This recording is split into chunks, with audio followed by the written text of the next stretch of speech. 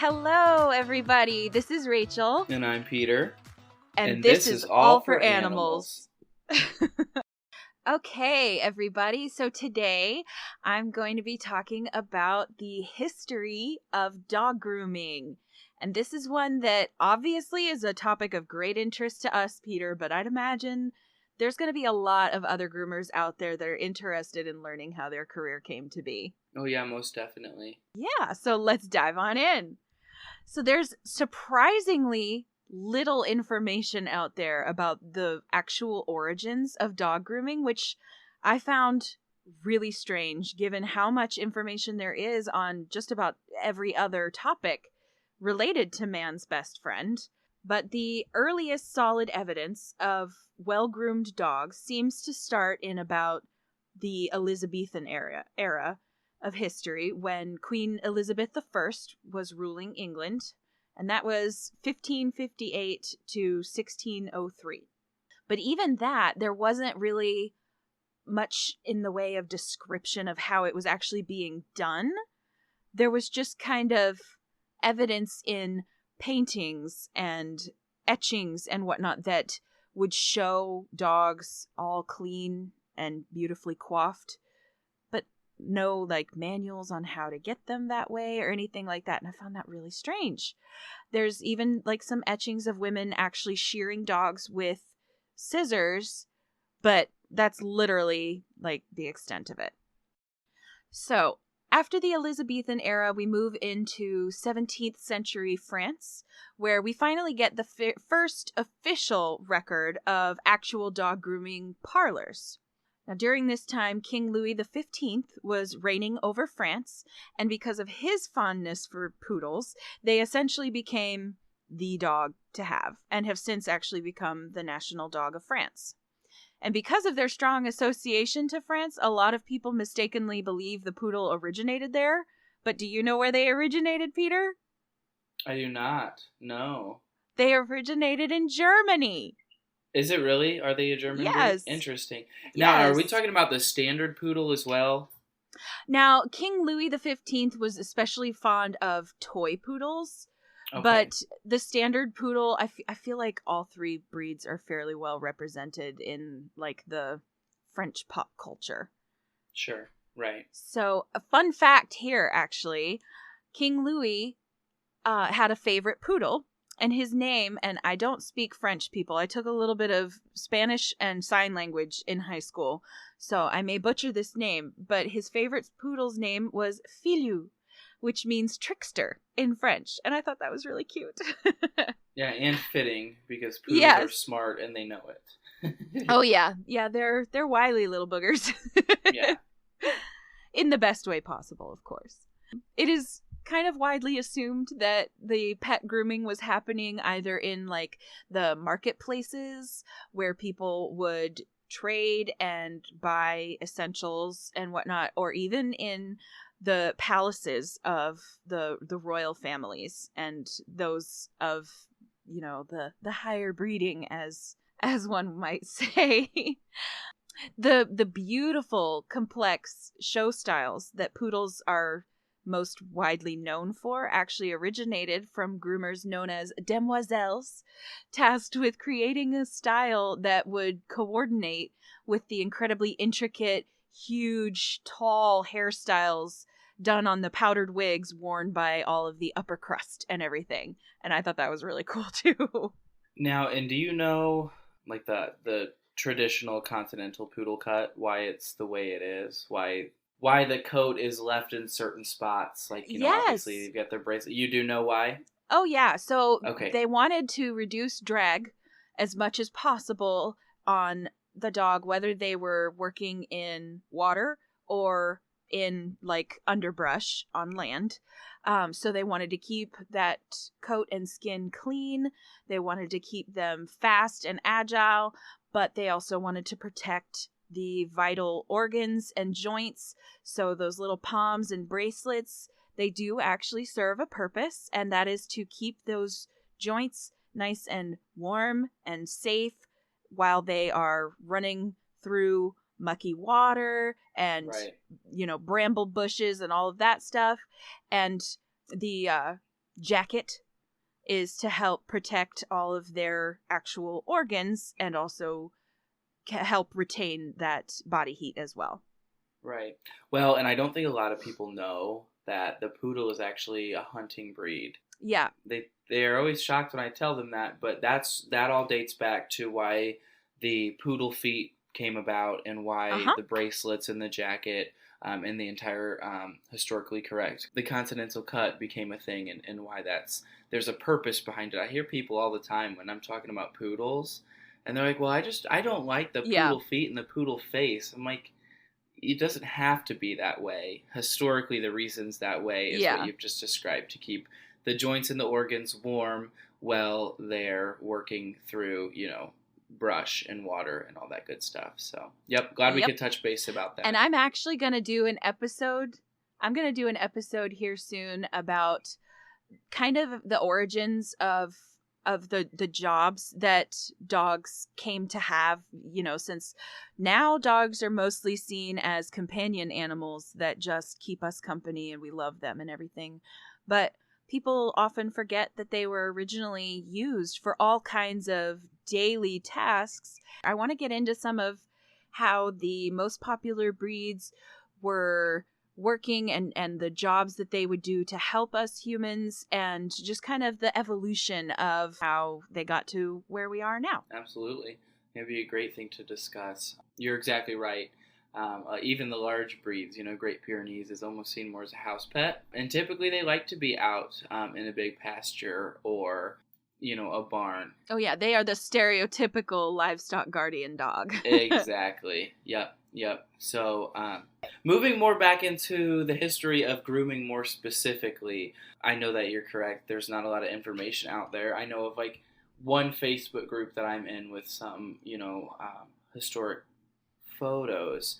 Oh, I love those photos. Yeah, they're super nostalgic and super cute, and I find it really fascinating that the main way to dry a full-size standard poodle was just a hair dryer. I mean, could you imagine the amount of time that would take? You're talking two hours to dry the dog, I would imagine. And it's funny that you mentioned that, because it wasn't until the 1940s that the grooming salons, as we know them, today, were actually born. Before that, there were teeny tiny doggy barber shops, as they called them, with very minimal space, tools, and equipment.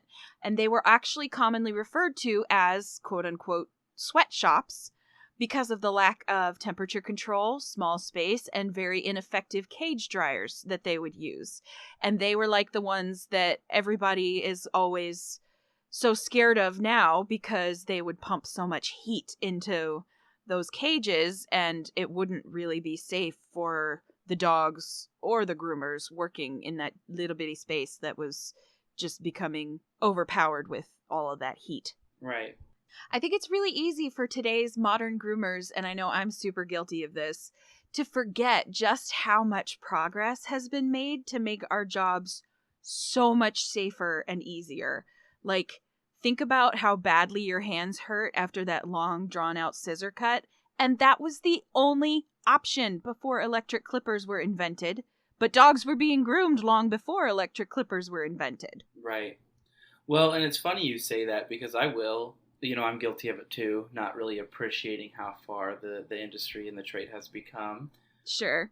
But, I will sit there sometimes and, when I'm just using little tricks of the trade, I don't know if you do this, Rachel, when I'm drying legs, tails, ears, and stuff like that, I'll take a hand towel and blow the power dryer into the towel to kind of catch the moisture as it is removed from the coat.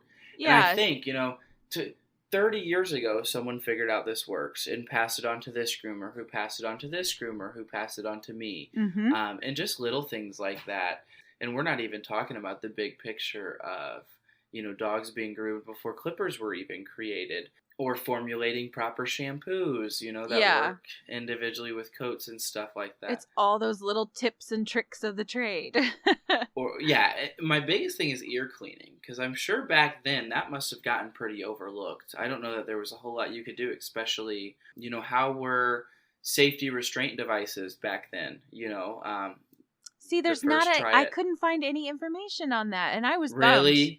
Yeah. Interesting. I wonder, because, what kind of muzzles did they use? Did they even, was that something There that they was like even... nothing about the actual nitty-gritty of here's what used to happen on a daily basis in dog grooming salons in the 1800s or whatever.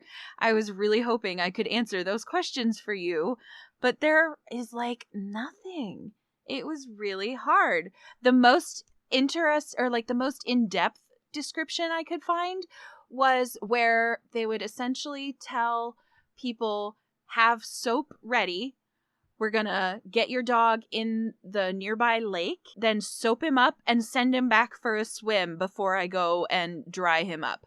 So I don't even know if they were necessarily like full on bathing the dogs, or if it was just, here, go have a rinse off in this nasty creek and we'll dry you after that kind of thing. Right. That was the most in-depth info I could find on like the process. Well, right, but you have to think back then. What was the standard for, human sanitation, right? Oh, sure. There was hardly any. Once a month. Right, exactly. So I can imagine the reason a lot of this information's not out is because grooming just wasn't appreciated like it is now. Yeah. And even then, I get people all the time that I try to explain to them, like, my job's super physically demanding. And they're like, you're playing with dogs and cats all day. Yeah. Girl, I wish. Yep. It's funny you say that too, about like our trade being very much more like respected now than it was then. Because that didn't really happen until about like the mid 1950s. Oh, wow. When the population of pet dogs and cats just absolutely skyrocketed. In the mid 1950s is when it actually became like really popular for people just to have a pet, period. Like the demand sparked. Yes, exactly. Yeah, so it turned our pet grooming industry into a much more respected and very needed trade because, if you're going to have these animals in your house, cleanliness is going to be very important. So all of these people that are now having animals in their home, they need to have somebody to be able to keep them clean and tidy for them. So enter dog grooming. Absolutely. And the numbers as far as pet populations have only grown since then. Oh, absolutely. So about half of all U.S. homes have pets as of 2019. But everybody in any kind of pet industry knows that number also drastically increased during the pandemic. Yes. So it's a lot more than that. And it honestly, it makes me really sad how little is known about the early days of our trade. And it feels like a huge missed opportunity to appreciate just how far we've come with the whole profession and all of the skills. And like you were just saying, like all of the little tips and tricks of the trade, the things that other groomers pass down to the next generation of groomers and everything. There's something to be said for that kind of heritage, if you will. Well, and just how did we create, such efficient grooming tactics? And yeah.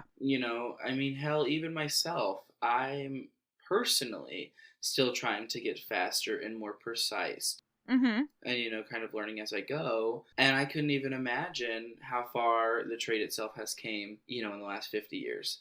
And so that is kind of a shame that there's not a whole lot of information. But again, I think that all leads back to before the 1950s. This was seen as more of like a hobby almost, or not even, maybe even just like, kind of something to do.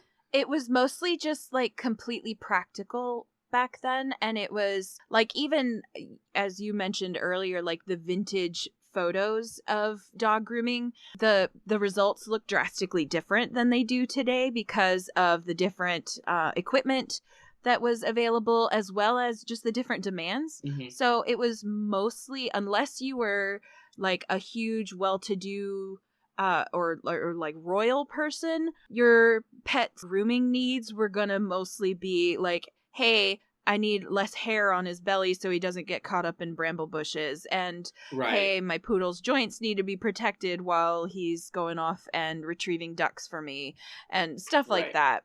It was less about style and more about, what was practical. Practicality, yeah. This wasn't just keeping a house pet from being stinky in my home. Exactly. This was keeping a working dog comfortable while it's doing its job. Exactly. And trying to minimize the possibility of injury to the dog, because then that would mean that they would be without their little hunting buddy that they really needed in order to help bring home their food source. So grooming pets kind of falls into that a little bit murky area where it's both a skilled trade and an art form. Every groomer has their own style and preferences and techniques to deliver that beautiful finished haircut for every pet that they work with. And I found that today there are over 120,000 grooming/boarding businesses in the US. For some reason, they get lumped together quite a bit, even though they are completely different businesses. But they also rake in a whopping $9 billion every year. And that, again, is from those statistics in 2019. So we know that it's going to be a little different now, but still in the same vein. It's a huge and ever-growing industry. Well, and mind you, even before the pandemic, as you just discussed earlier, obviously with more pets in homes, even before the pandemic, there has just been a global shortage of pet groomers for God knows how long. Oh, yeah. There's never enough of us to meet the demand. Yeah, no. And they keep making more of them. And obviously the rescues are filling up and things like that. And the demand's always going to be there. It's an ever-growing industry. Yeah. And, when you talk about these jobs, what jobs are really foolproof for harder economies, and what's going to survive a recession. Oh, yeah. And what gets overlooked often are the pet industry jobs, because a lot of people, their pets are their kids, and no matter how rough the economy gets, they figure out how to care for their pets. Absolutely. And we're right there to help them out. So yeah. So I also decided I needed to look up a few more statistics. And I'm very proud to be part of one of the very few industries that are predominantly run by women. About 85% of all dog groomers are women, and only 15% are male. So, sorry, Peter, you're in the minority. Yeah, you know what's funny about that, though? So, every single salon I've worked at, I was the only male, which I'm okay with. I vibe with females. They're fun. And I don't know, I'm a lefty too, so I'm the real minority here. I'm a male groomer and I'm a left-handed You're seriously groomer. Just like every different kind of weird that a groomer can be, because you also don't have a dog. Yeah, I know. I'm a dogless, left-handed male dog You groomer. are just bucking tradition in every way. My Blades guy gives me... my Blades guy gives me a lot of shit for it, because he just thinks... The stuff he'll recommend for a right-handed groomer, like the different, like the piano blades, the piano shears and stuff like that. Yeah. I don't like them. And he's like, well, you're just one of those weird lefties. And I'm like, You're exactly right. Send me something else. Just a great big pile of weird. So yeah, since my first animal job, I was like the only guy. And I'm just so used to it. I don't even think twice about it anymore. But that's a great statistic to share. I'm glad that you did. Yeah. Touch on that one. So the next thing that I wanted to talk about is how people become groomers, because as you know, there are a bunch of different ways, and our industry doesn't really have a set requirement for how you can learn to groom. A lot of people choose to learn at a corporate salon where they send you off to an academy and provide you with your first set of tools.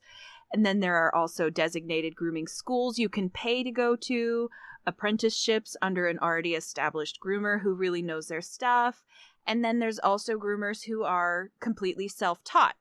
And each way of learning will have its own pros and cons.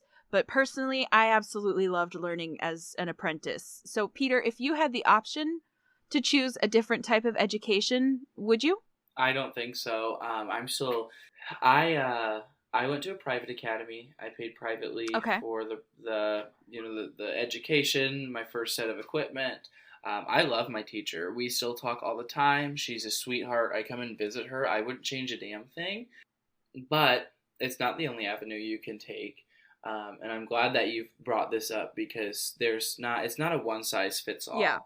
And mind you, I would say that the academy I went to was kind of like an apprenticeship, because there was only like 1 to 2 students she would teach at a time. So that's pretty one-on-one, like an apprenticeship. Yeah, your academy was very different. It was way more like an apprenticeship. It kind of like rode that line between the two. And then the self-taught groomers don't get enough respect, in my opinion, because I see some of these self-taught groomers, and you didn't tell me that, I would never know. And I mean, they're doing patterned cuts and skirts better than I ever will. Well, all methods of learning are totally valid. As long as all pet groomers know, the basics, then it doesn't really matter where you get the rest of your information. As long as you're putting the animal's safety and comfort first, then go. I mean, you do you. It is fantastic if you are able to learn like that. Well, and you have to be passionate. I think that's how most of these self-taught groomers make it so quickly, and they can just scale their education and their style so quickly, is they're just passionate. They want to learn. And the challenging haircuts are the more frustrating haircuts where you're like, I can't figure out why the fuck this coat's not doing what I need it to do. Those are the ones you benefit from the most. And furthermore, I know that this is changing in the federal government, but you don't need a license to be a groomer, at least in the state of Illinois. Yeah. You don't need to be licensed. It's actually federally, there is no license requirement in any state. Okay, I didn't know if it were state or federal, how that worked. No, the only thing that they can require is, like, some states require a business license in order for you to own any kind of business. Sure. So the basics, at least in my opinion, any person working with animals obviously is going to need to know first aid and CPR, because accidents will happen. Animals are going to get hurt, and there's always the possibility of some kind of emergency. So that CPR training is going to come in real handy one day. And I mean, you're definitely going to want to be prepared. Right. Well, that and the Heimlich. You want to know the Heimlich, because it can be very, very different depending on the breed. Sure. Like how CPR is literally the same with humans on a brachio dog. I don't know if you knew that. Mm-hmm. Yeah. So basic anatomy is also very important. You need to know where the different bones are starting, the different muscle groups and everything, because they are referenced in especially patterned cuts. So, if you're talking about a schnauzer cut, they're going to reference that thigh muscle, the top of the shoulder, all of these places. They're used as markers for you to know where a haircut starts and ends, and everything. So you need to have that basic anatomy knowledge. And then some, at the very minimum, basic animal behavior and training skills, because no dog is ever just going to come to you being a perfect little unicorn, thrilled and happy to do everything exactly as you need them to for a groom. Right. You're going to have to teach them how to stand properly for you. You're going to have to teach them how to get in and out of the tub, all of those types of things. They're going to need guidance to just know that they're okay and that they're in safe hands. And with that, you need patience. Oh, yeah. I think that every groomer knows that. I hear that all the time. People that, they get into the industry and they get burnt out in a year, and it's like, well, I just don't have the patience for this. Yeah. It takes a lot of patience to do what we do. Yeah. And then sanitation is going to be a huge one as well, where obviously if you don't have a clean environment, you cannot possibly be guaranteeing the safety of the pets in your care. So you need to know how to properly clean and sanitize your shampoo bottles. You need to make sure that your tub is not this disgusting, hairy, moldy mess, and all of those types of things, cleaning in between dogs and everything that make our job as safe for us and the animals in our care as possible. And then on top of that, you need the actual bathing and grooming skills needed to produce that quality haircut.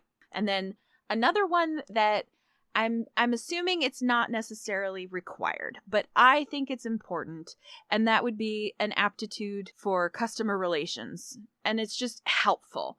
So many groomers, myself included, we go into the field because we prefer the company of animals over people. Right. But we always have to remember there's always a person at the end of every leash. Yes. And they're going to have questions. They're going to need some guidance on what their dog is going to need, or their cat, or whatever the critter is. They're going to We're an educator. Yeah. We're, and that's the biggest thing. You're talking about all these things, Rachel, as far as knowing anatomy, where anal glands lay in the animal, how deep to go, when cleaning the ears. And with that, this knowledge you have to know, you need to know this knowledge to educate, to make sure mistakes, from the pet parent aren't being made. And they want to know. And I love when people ask questions, because that shows me you give a damn. Oh, yeah. So, yeah, it's a hodgepodge of need to know. Yeah. And it's super helpful, too, if you have some kind of good knowledge on canine skin and hair health, so that you can give those recommendations to your clients, like you were saying, and just so that you can choose the correct products and techniques to use for each pet you work with, because they are all like snowflakes. One dog is going to have thinner skin than the other and can't handle quite as much brushing without potentially hurting their skin, and then other dogs, they're gonna need the more gentle shampoo because they have allergies, and then other dogs are gonna need that super heavy duty shampoo because they're just so greasy nothing else is gonna cut through it. And it helps to know where you're starting with that. Yeah, it also helps to know the dog itself you're working with. Some dogs, they don't like being held this way. I get a lot of dogs that they would rather me rest their head in the webbing of my finger and my index finger rather than me holding the chin. Sure. That's super common. And so just kind of keeping the animal comfortable, and with that, you need to have the dog on a regular schedule so you can get to know the animal. Yeah. Even my 4-weekers, if you think about it like that, I still only see your dog 12 times a year. Yeah. So it's all about kind of getting to know the animal and getting to know their body as well as their personality. And with that, I also added in here that grooming expos are a fantastic resource for continuing education, which I also think is extremely important for all groomers to keep up to date with the most current information and techniques. Yes. And you can go to these classes taught by the experts, the people who they've been in the industry longer than I've been alive. Right. They're the people who know what they're doing. This is a continuing education field. Oh, yeah, absolutely. Because things are always changing. Obviously there's trends in every industry and everything. And those are nice just to know about as well, because then you can give your clients more of what they're looking for. Right. But on top of that, there's also I remember it was a huge deal a few years ago when somebody, I can't even remember who it was that did the study, but somebody decided to swab those old shampoo bottles and see what kind of gnarly stuff was growing in there.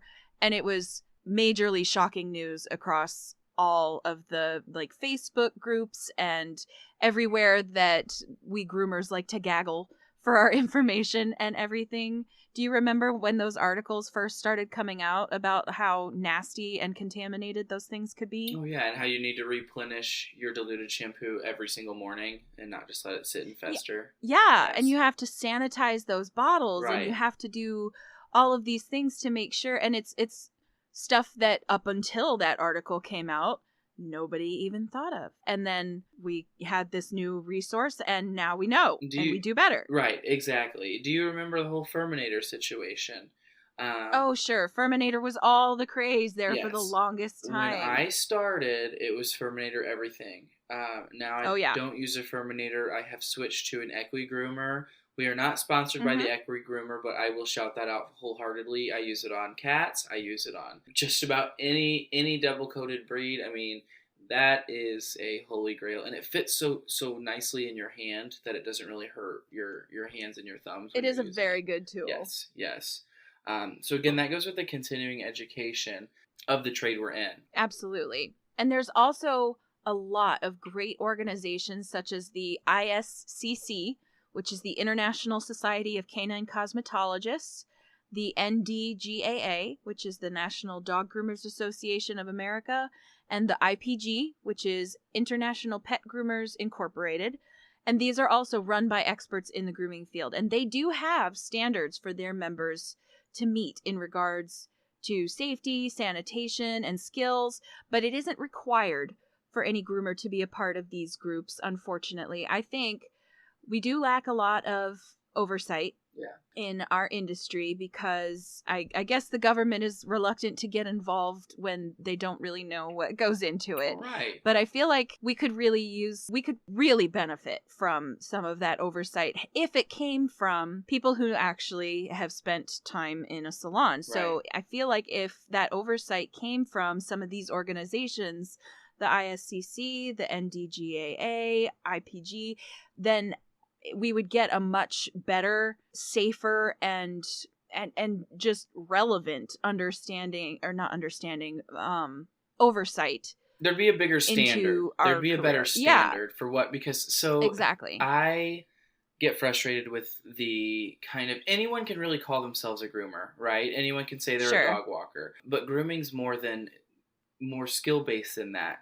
I almost feel like it's an insult for someone that thinks they can cut hair to identify as a groomer, because it dumbs it down for people like us that have created a huge life for this, and our life kind of revolves around this, especially owning a grooming business.